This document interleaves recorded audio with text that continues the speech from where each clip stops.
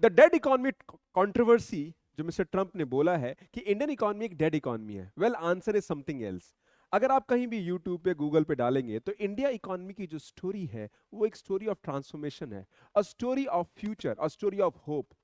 कुछ interesting data मैं बताता हूं और फिर हम इस बात को रिफ्यूट करेंगे, मिस्टर ट्रम्प के जो क्लेम्स हैं उनको चैलेंज करेंगे, and will tell the world that we are doing better and we are poised to become. 2047 तक भारत का जो अमृत काल चल रहा है, ये इंडिया एक डेवलप्ड इकोनॉमी बन सकती है।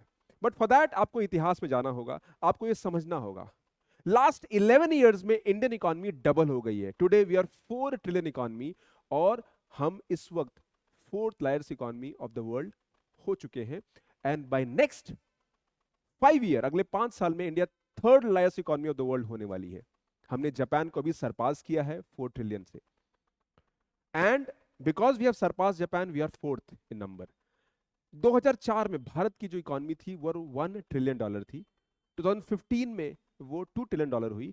2022 में वो $3 ट्रिलियन हुई, और 2025 में इंडियन इकोनॉमी 4 ट्रिलियन हो गई है, और 2030 में इंडियन इकोनॉमी 5 ट्रिलियन होने वाली है। India is going to do better. ये कहानी है इंडिया की। तो आप ये डेड कंट्रोवर्सी तो कंट्रोवर्सी ही है। Now coming to the data, हम डेटा की बात करते हैं। मिस्टर ट्रंप ने जो कहा कि इकोनॉमी डेड है और हम आप पे 25% टैरिफ लगा रहे हैं। भारत के जो एक्सपोर्ट्स हैं उस पे आप 25% टैरिफ लगा रहे हैं। Yes, Indian exports are doing good, लेकिन एवरेज जो टैरिफ है इंडियन इंडिया लगाती है यूएस के एक्सपोर्ट्स पर, वो 17% है, और WTO के हिसाब से they are much in the range of the tariff barriers.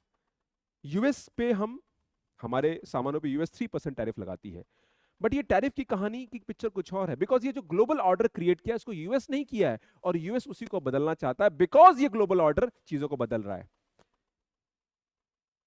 17th century में Indian economy was the biggest economy of the world, और 25% ऑफ वर्ल्ड जीडीपी वो इंडिया से आता था। फिर एक स्टैग्नेशन आया 18th 19th and 20th century, and this 21st century ये इंडिया की सेंचुरी होने वाली है, और इसको कोई रिफ्यूट नहीं कर सकता है। एंड कुछ डेटा और सजेस्ट आपको करूंगा। गवर्नमेंट ने इस बात को डिनाई किया है, स्टेटिंग की भी जो इंडियन इकोनॉमी है वो रिलेटिवली अच्छा परफॉर्म कर रही है, स्टेबल है। Let's see some data. तो भारत की इकोनॉमी का जो करंट डेटा वो क्या कहता है, दैट इंडिया का जीडीपी ये कहता है भी हम अभी right now we are 4.1 trillion economy. साथ साथ हमारी रियल ग्रोथ रेट जो है वो 6.5% है। On an average 6.5 to 7% growth rate हम अभी कर रहे हैं, जो एक हाईएस्ट ग्रोथ रेट देखने को मिल रहा है। Per capita income even though थोड़ा कम है, but still India is doing much better, और यूएस का पर कैपिटा इनकम जो है वो थोड़ा ज्यादा होगा। बट रिमेंबर, हम इन द लास्ट 15 ईयर्स हमारा पर कैपिटा इनकम डबल से भी अधिक हुआ है। Coming to the exports, Bharat का टोटल एक्सपोर्ट्स $825 बिलियन है, और ये बहुत तेजी से बढ़ रहा है। Services exports, India is the one of the biggest service exports of the world. FDI investment Bharat में काफी क्यूमुलेटिवली काफी अच्छे हुए हैं। सेक्टर वाइज हम अच्छा परफॉर्म कर रहे हैं। इनफैक्ट वर्ल्ड बैंक का डेटा ये कहता है कि भारत में पावर्टी जो कि 50-60% थी इन 1980s एंड 90s, वो आज मात्र 5.3% पहुंच चुकी है। यानी हमारी गरीबी रेखा कि जो पॉवर्टी लाइन है उसके नीचे सिर्फ 5.3% लोग हैं, एंड ओवरऑल इंडिया की पॉवर्टी डिक्लाइन हुई है। So these data suggest that India is definitely doing better, और एक डेड इकोनॉमी का जो डेटा है वो सही नहीं है। कुछ हिस्टोरिकल फैक्ट्स की बात करते हैं, एंड इफ स्टेबल में अगर आप देखेंगे तो सर्टेन हिस्टोरिकल फैक्ट्स बताएगा। भारत की जो इकोनॉमी थी, जो स्टार्टिंग में हिंदू रेट ऑफ ग्रोथ था, उससे 3.4%, यानी 1950s और 80s में हमारा ग्रोथ रेट 3.4% था, 3 to 4% था। और फिर बाद में हमने एक हाई ग्रोथ ट्रेजेक्टरी फॉलो किया 5 to 6%, एंड 2010 में इनफैक्ट ग्रोथ रेट और भी ज्यादा थी, जिसमें 9.6% ग्रोथ रेट पीक की थी। ऑन एन एवरेज 2010 से 10 के बीच इंडिया की ग्रोथ रेट 7% थी, और अभी भी ग्रोथ रेट हमारी कोविड के बाद भी 6.5 to 8% है, which means consistently India has been doing better. यानी हमारी ग्रोथ रेट 6.5 to 7% है इन द लास्ट डेकेड। आप एक और बात इसमें कह सकते हैं दैट इंडिया की जीडीपी जो $220 बिलियन रही होगी 1990s में, आज वो 4 ट्रिलियन इकोनॉमी है। Now this is something that highlights that India की स्टोरी एक सक्सेस स्टोरी है, एक ऐसी स्टोरी जो ये हाईलाइट करती है कि India is poised to become good in future. अगला फ्यूचर भारत का होगा। यस, हमारे अपने चैलेंजेस हैं, हमारे अपने कॉन्ट्रडिक्शंस हैं, बट इंटरनल स्टेबिलिटी है। हमारे डेफिसिट्स कम हो रहे हैं, गवर्नमेंट की स्पेंडिंग बढ़ रही है, वेलफेयर स्कीम्स में बेनिफिशरीज रोज ऐड हो रहे हैं, टेक टेक रेवोल्यूशन हो रहा है, the startup culture in India एक नए लेवल पे है। इंडिया जो है थर्ड हाईएस्ट स्टार्टअप्स वर्ल्ड में देखने को मिल रहे हैं, नया एक बूम आ रहा है। But in spite of that आप डेड इकोनॉमी की बात कर रहे हैं। So yes, challenges are there. In fact world में अगर कोई स्टेबल प्लेस है दैट इज इमर्जिंग इकोनॉमीज, जिसमें भारत एक सबसे बड़ा रोल प्ले कर रहा है। चाइना स्टेबल नहीं है, अमेरिका स्टेबल नहीं है, यूरोपियन यूनियन स्टेबल नहीं है। All these countries have their own turmoil. China का debt to GDP ratio 3 times of their GDP almost हो चुका है। यूएस का जीडीपी ऑल टाइम उनका डेट हाई है। इनफैक्ट इसीलिए मिस्टर ट्रंप ये नई नई बातें कर रहे हैं to make the people believe कि भाई all is good in America, अगर वो उनके हिसाब से चले तो। ये मागा की जो स्टोरी है, मेक अमेरिका ग्रेट अगेन, इस स्टोरी में शायद अमेरिका ही डाउन हो जाएगा। ये आप इस बात को ध्यान रखिएगा। Now coming to the data, तो इंडिया की ग्रोथ स्टोरी जो 3 to 4% था, आज वो 6.5 to 8% है, यानी ग्रोथ रेट डबल हो गया है since what we did in 90s।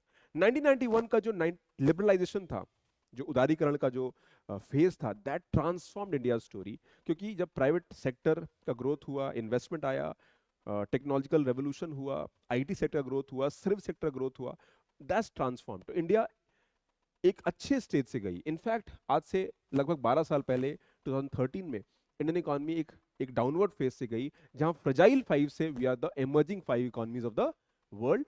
और हर डेटा ये सजेस्ट कर रहा है that Indian economy is poised to do better.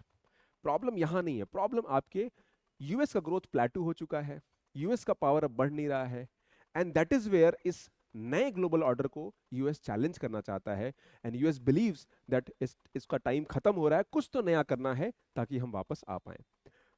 Bharat के अंदर कुछ इंटरेस्टिंग डेटा है। India is one of the fastest growing economies of the world globally. Nominal GDP हमारा टॉप 5 इकोनॉमीज में है। पॉवर्टी कंसिस्टेंटली डिक्लाइन हो रहा है। तो ये ट्रम्प के जो जो बातें हैं वो खोखले हैं। इनफैक्ट मिस्टर ट्रम्प ने एक और बात कही कि इंडिया पाकिस्तान के बीच जो लड़ाई चल रही है वो हंड्रेड्स ऑफ ईयर से चल रही है। अरे भाई, पाकिस्तान 1947 में बना है, तो हंड्रेड्स ऑफ ईयर कैसे चल सकती है? हंड्रेड्स ऑफ ईयर तक I think you need to educate the people, you need to educate him. अब चूंकि आप यूएसए के प्रेसिडेंट है तो आपको एजुकेट कौन करेगा? और जब ये बातें समझ में आती कि हम ही ज्ञानी हैं तो फिर तो बात ही बदल जाती है। तो आपके ज्ञान की एक सीमा है। You need to be educated about the India, about the South Asia, about the controversy, about the history, about the geography. ये सारी बातें मिस्टर ट्रम्प को अगर समझ में आएगी तो ये सारी बात नहीं कहेंगे। इनफैक्ट एक और इंटरेस्टिंग बात यह है कि मिस्टर ट्रम्प के अपने फैमिली इंटरेस्ट जो है क्रिप्टोज में पाकिस्तान में है, और अब पाकिस्तान में वो तेल ढूंढने पर लगे हुए हैं कि भाई हम पाकिस्तान में तेल ढूंढेंगे और जब तेल आएगा तो शायद इंडिया को बेचेंगे। मिस्टर ट्रम्प की एक और समस्या है कि he has a problem with Russia. Russia ने उनकी बात नहीं मानी। भाई, रशिया अपने कंट्री के नेशनल इंटरेस्ट को देख रहा है, इंडिया अपने नेशनल इंटरेस्ट को देख रहा है, तो हम आपकी बात क्यों मानेंगे? एंड जस्ट बिकॉज हम रशिया से ऑयल खरीद रहे हैं, तो आप कहते हो कि भाई रशिया से अगर हम ऑयल खरीद रहे हैं तो बेसिकली उस ऑयल का पैसा यूक्रेन वॉर को फंड कर रहा है। और आप जो यूक्रेन को एक के बाद एक मटेरियल सप्लाई, टेक्नोलॉजी, एवरीथिंग जो आप दे रहे हैं, वो क्या रशिया अपने आप को प्रोटेक्ट कर रहा है? रशिया चाहता है कि आप उनसे दूरी बनाइए, यूक्रेन एक बफर स्टेट रहे यूएसए या नाटो कंट्रीज और उनके बीच में। ये क्या उसका डिमांड गलत है? The answer is no. Just because you believe that Russia is wrong does not mean that Russia is wrong. Just because you believe India is wrong does not mean. In fact, India is always on the right place. हमारे देश का national interest, हमारी sovereignty, हमारा future हम तय करेंगे, आप नहीं तय करेंगे। It is very clear. And अब वो बंदर घुड़की से नहीं चलेगा, समय चला गया है। Things have change, the dynamics have change, today things are different. अगर इंडिया इसी ग्रोथ रेट से 6.57% से ग्रो करती है तो हमारी इकोनॉमी जो पिछले 10 सालों में ग्रो की है वो और डबल हो जाएगी। By 2047 India will become 35 trillion economy, और इसमें कहीं कोई सवाल नहीं है, क्वेश्चन नहीं है। गिरी हालत होगी तो मे बी 28-30 ट्रिलियन हो जाएगी, but this will change, India will do better. हाँ, यूएसए का पावर प्लेटू हो जाएगा, वो रुकेगा नहीं, बढ़ेगा नहीं। सो ये सारी बातें। अब ये आते हैं कि मान लीजिए मिस्टर ट्रंप ये सारी बातें कह देते हैं कि हाँ भाई हम टैरिफ लगा देंगे, ये कर देंगे। वेल आप टैरिफ लगाइए, इंडिया ऑलरेडी यूरोपियन यूनियन से बात कर रहा है, यूके से बात कर रहा है, नए हम ट्रेड डील कर रहे हैं, नए पार्टनर से इंगेज कर रहे हैं, हम बायलैटरल रिलेशंस डेवलप कर रहे हैं। We are doing everything in our capacity to make India stronger. आपके टैरिफ लगाने से थोड़ा बहुत 0.1 0.2% हमारी ग्रोथ रेट ऊपर नीचे हो सकती है, और कुछ नहीं होगा। कुछ होगा तो आपका होगा। भारत का जो सामान आपके अमेरिकन को जो मिल रहा है सस्ते में, वो महंगा हो जाएगा। Basic food item, basic items, believe me. एक और समस्या है कि भारत अपने डेयरी इंडस्ट्री को, अपने एग्रीकल्चर इंडस्ट्री को प्रोटेक्ट करना चाहता है। क्यों ना करे? आपका सस्ता सामान हमारे सामान को खराब नहीं करेगा। हमारे फार्मर्स की लाइवलीहुड, सिर्फ डेयरी सेक्टर में 10 करोड़ लोग भारत में जुड़े हुए हैं। And cheap product from America might disrupt our industry. क्या गलत है इसमें? और वहां पे जो काउज हैं, वो काउ हो सकता है ज्यादा प्रोडक्टिव हो। Does not mean that we want that milk. हमारी जरूरतें हमें देखनी होगी और हमें उसको स्ट्रांग बनना होगा। ठीक है? Politically with in India remark created disagreement. In fact हमारा जो अपोजिशन है वो कहीं ना कहीं मिस्टर ट्रंप को सपोर्ट कर रहा है। वेल, मिस्टर ट्रंप आज कुछ कह रहे हैं, कल कुछ और कह रहे हैं। तो it is something that we can't change. हाँ, इतनी जरूर हम आपसे कह सकते हैं कि भारत की जो स्टोरी है, वो स्टोरी एक सक्सेस की है, एक पॉजिटिव एनर्जी की है, एक स्टोरी फ्यूचर की है, एक होप की है और एक एस्पिरेशन की है। People are returning back, they are returning to India. और अगले 20 सालों में आप लिख के ले लीजिएगा कि dynamics will change, the NRIs will come back to India. Because अब ये वर्ल्ड, वो ब्रिटेन है, ऑस्ट्रेलिया है या यूएसए है, अब वो बात नहीं रहेगी। Things will not be stable there because of the people like Mister Trump या उनकी पॉलिसीज। ये सिर्फ एक जियोपॉलिटिक्स या फिर ये सिर्फ मेक अमेरिका ग्रेट नहीं है। It is also, America great किसने बनाया है? इंडियंस ने बनाया है। वहां पे जो सिलिकॉन वैली में जो टेक्नोलॉजी के जो इनोवेटर्स हैं, उनमें बनाया है। आपको वेल्थ कहां से मिल रहा है? Because of the people, the sweat, brain drain Bharat से हुआ है, तब अमेरिका ग्रेट बना है, तब अमेरिका इतनी बड़ी इकॉनमी है। एंड आप उन्हीं को रोक रहे हैं। आप वीजा पे कंट्रोल कर रहे हैं, आप मूवमेंट पे रेगुलेट कर रहे हैं। आप चाहते हैं फैक्ट्रीज, अरे भाई अगर यूएसए में फैक्ट्री चली जाएंगी तो सारा सामान यूएसए में महंगा हो जाएगा। जस्ट बिकॉज आईफोन जो है वो इंडिया में प्रोड्यूस हो रहा है, आपको सस्ता आईफोन मिल रहा है। अगर अमेरिका में वही आईफोन बनेगा तो सस्ता होगा? The answer is no. We are helping you to grow. हम आपको हेल्प कर रहे हैं ग्रो करने में, इस बात को समझना जरूरी है। एंड जो इंडिया का जो इकोनॉमी है, statistically India will do better and things will change. तो आपके लिए ये बात समझना जरूरी है कि ये पूरी कंट्रोवर्सी एक कंट्रोवर्सी है, nothing more than that. And believe me, India will do better. और एक स्ट्रांग नेशन की तरह हम इस बात का पुरजोर विरोध करते हैं। And in future you will see the outcome. In fact आपको टैरिफ लगाना लगाइए, इंडिया एक रेसिप्रोकल टैरिफ लगाएगा and you will see the difference. Good wishes, God bless you, जय हिंद।